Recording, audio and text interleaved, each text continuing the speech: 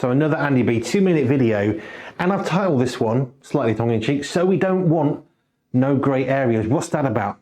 If you've ever worked in a situation or volunteered in a situation or maybe part of a church, part of an organisation, you may find that certain individuals love the grey areas. What are we talking about? Well, usually those in leadership, they like you to be left slightly out of the loop in order for you to be more flexibly used so they can get what they want. It's not a good thing. It's not a positive thing.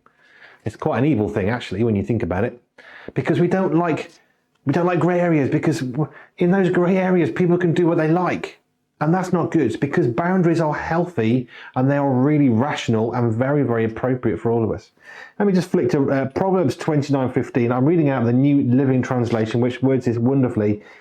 To discipline a child produces wisdom, but a mother is disgraced by an undisciplined child. What are we talking about here? Well, we're talking about boundaries. We're talking about the idea of discipline.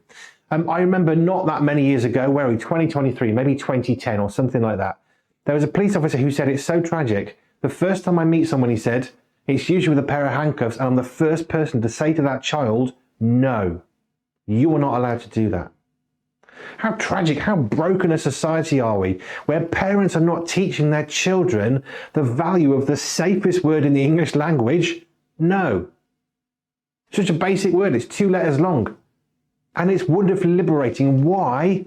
Because when we say no to something, we can say yes to something else. That's something I say a lot of the time.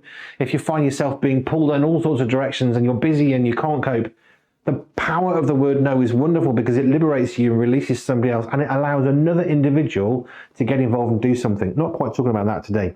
I'm talking about boundaries and children, because we live in a society where in France, as I'm recording this, we've got riots because a child has been shot. It's terrible, it's traumatic. They've got some clear issues in their society. But what happens? The young people go out and they loot the stores. It's got nothing to do with social justice. It's to do with selfishness and stealing and theft and anarchy. I'm praying for France to deal with this. Learn the value of the word no. Teach your children the value of the word no.